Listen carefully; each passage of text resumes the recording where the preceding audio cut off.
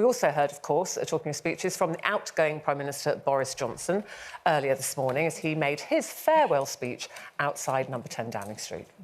That's the dog and the cat, isn't it? That's Dylan, his and Carrie's dog, and then the cat, the number 10 cat. It says a lot to me. You know I love cats, and everybody loves dogs, but it says a lot to me when he mentions his cat, the cat and the dog, and doesn't say anything about his wife. What about his poor wife? I'm like, you know, it's like she's in there. Because he's got a few of them. He'll take them a while.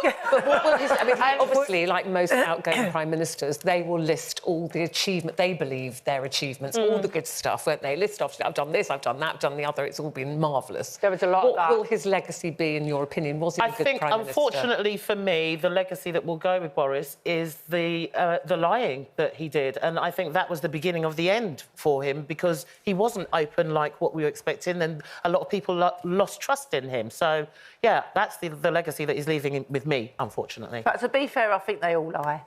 Yeah, I think they start off with good intentions, not saying that, but if out the window. you know, obviously we know Partygate, this, that gate. Yeah. You know, if he were just up front and say, yes, I did it, put my hand up and take the punishment or whatever, but, you know, everybody else seemed to be punished instead. Yeah, well, I've always been a big fan of Boris because he lived in Islington. I used to see him all the time. You were a fan because he lived in Islington? He was a nice man. He used to stop and chat to everyone. I used to see him down the market with his cup of tea and with the dog and that, yeah. And he's done loads of good things as well. He did, like COVID, no other Prime Minister had to go through what we had to go through, right? He secured the Brexit deal. He secured the Brexit deal when no one else could. We had the fastest vaccine rollout in Europe, so done a bloody good job there, didn't he? Sorry for saying bloody. He's the one who organised early supplies of weapons to Ukraine, and he's best mates with that gorgeous Zelensky, isn't he?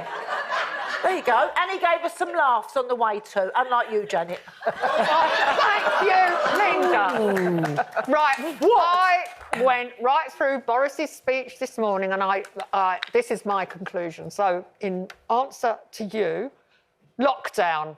He said in his speech that neighbourhood crime is down 38% in the last 3 years. That's because we were locked down. We were at home. Criminals couldn't get out and commit crime. Pubs were closed, restaurants were closed. He said he gave us 13,790 more police. Well, they actually promised us 20,000 more police, so he failed on that. He said we had record funding into schools and he delivered an increase in teachers' pay.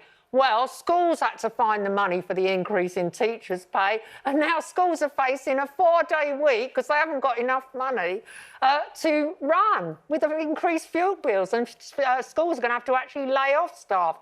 The other thing that he said in his goodbye speech, he was wanging on about 3 high-speed rail links, and I think, well, where are they built? They're not built yet. And if you want to go to Manchester, there's only 1 train an hour at the moment because the railway network is in meltdown. There's strikes happening all the time. Anyway, my final point on Boris, and I'll make it... Thank God for that, He said, typically Boris, I'm proud to discharge the promises I made to you when I was chosen to speak with clarity and authority, i.e. lying as usual. There you go. He did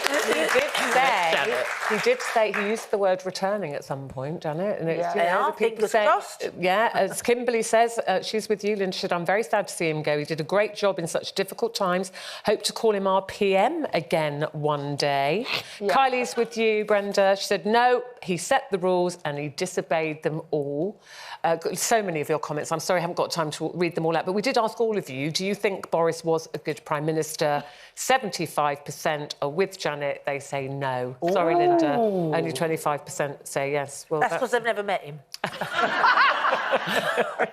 As we said, we'll be hearing from the new Prime Minister, Liz Truss, when she gives a speech this afternoon, which no doubt... a week ago. She didn't know she was. We're talking about is that because she doesn't live in your postcode, Linda? She doesn't go down the market, does she, Linda? She lives in South East London.